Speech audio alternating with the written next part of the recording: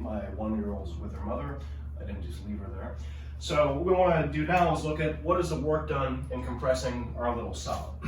And we're going to compare this work to the energy that we found, and we're going to be able to tell more about mechanical properties. So first, we have a force that goes from 0 to some amount F. At the same time, let's say we move from some distance 0 to some distance d. So basically, we know what this d is. We'll come back to this, but we know we're compressing through some distance while changing the force from 0 to F. Well, the work done is relatively easy to figure out. You would integrate from 0 to the end of the displacement, F of r dr. And we know that this is an elastic material. That's what we just figured out from the energy curve. So the force we know is just, we can write as k times r.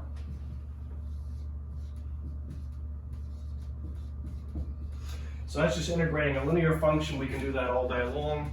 We get a half k d squared, which for reasons that'll be apparent when we're all done, I'm going to write in a little bit unusual way.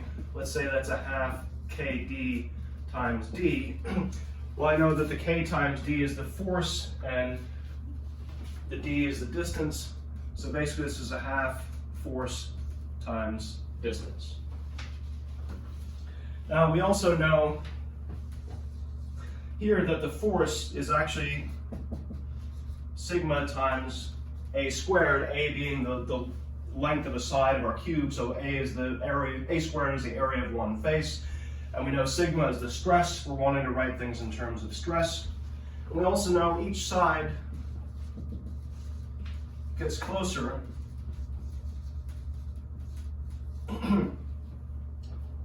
by whatever the percent change, or say what is the fractional change in the bond length. Let's say the bond changes by 10%. Well, that happens for every bond in the crystal. So that means each side gets closer to the other by an amount, which is that same change times the length of the side of the cube. So in other words, the change of the whole cube itself, the amount of distance one side gets closer to the other, is just proportional to the change of any individual bond. So that means each face moves half of that.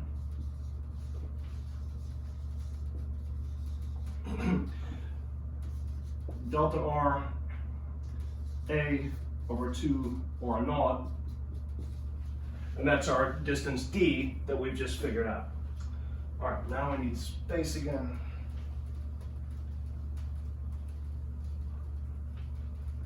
We're going to keep our happy little energy function up because that's just to remind us what we're dealing with. All right, so then we know that the work, there are 6 faces.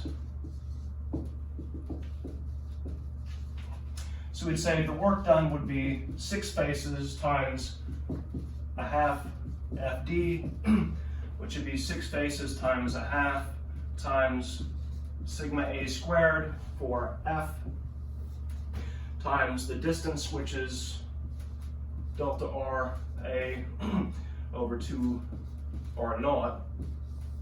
And if we put all that together, we get 3/2 sigma A cubed delta R over R naught. So big whoopity-doo. Well, one, it depends explicitly on the fractional change in the bond length, which is interesting. It depends on the volume, which makes some sense. And it depends on the amount of stress, so we would expect the work to be linear in whatever force is applied.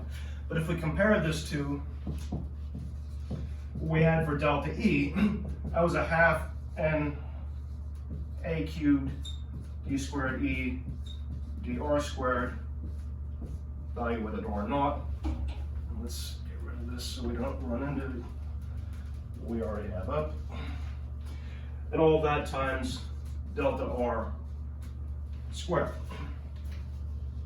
So if we compare the two, the work done and the fractional change in energy, we've got a lot of similar bits.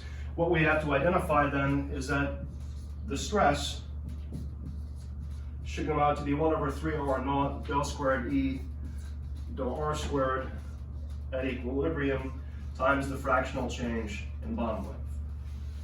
Now, that might have gone a little bit quickly. watch it again, or even better, I wrote up notes on these. You can now go and look at the PDF and go through all the steps in a little bit more detail. But basically what we've done now is gotten the stress on the material from the bond energy.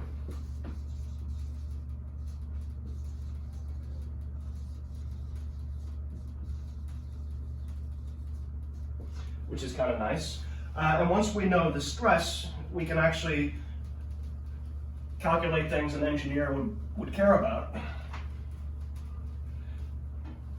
So one, what's interesting about this? Well, delta R over R naught, this is the fractional change divided by the original length. This is the strain.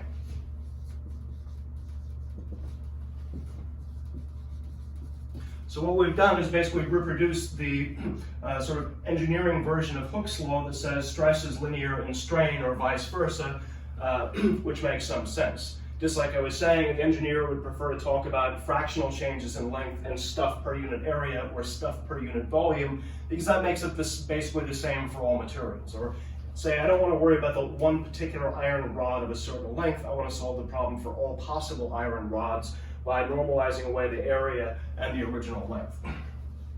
Anyway, now if we compare this to the bulk modulus,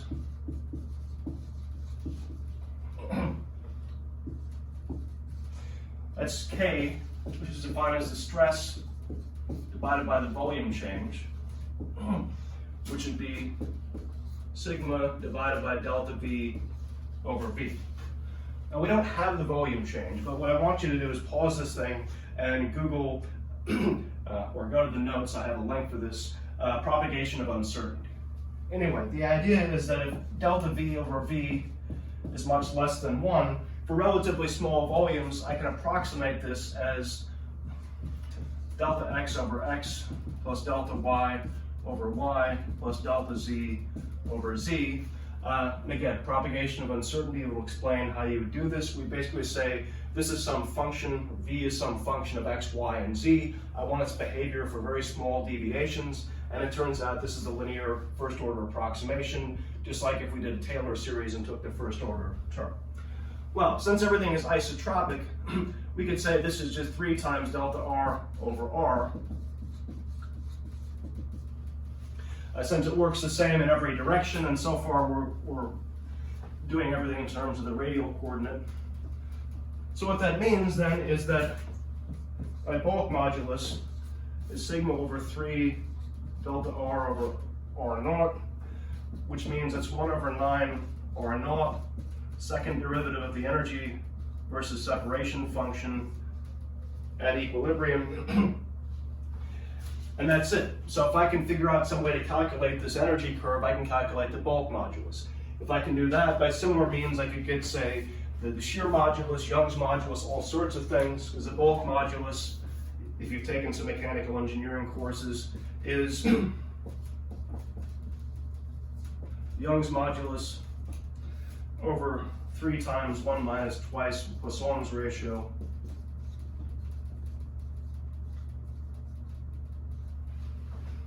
Now, let's say you've never taken a mechanical engineering course, then don't worry about this part. This is just to put it in context if you know about such things. Now, is the bulk modulus ever going to come up again? Not really, but it's mainly to point out we can calculate things actual engineers doing actual stuff, not just like fancy physics on a whiteboard, are really interested in. And the way we do this is by figuring out how do we model the interaction between 2 neighboring atoms to form a bond in a way that can be done computationally. And then we figure out the problem of, well, now if it's not just 2, but a repeated lattice, say some 3-dimensional crystal material, how can I exploit the fact that it's periodic and just repeating the same thing to solve the problem of having a giant cube of 10 to the 23rd odd atoms? Well, what we're going to do next, after we talk a little bit more about the different types of bonds again, is then figure out a way we can get at this thing and get at the energy versus separation by reasonably accurate methods that we can still do with a pencil and paper, or at least in principle. All right, that's it for today. I'll see you again in a couple days.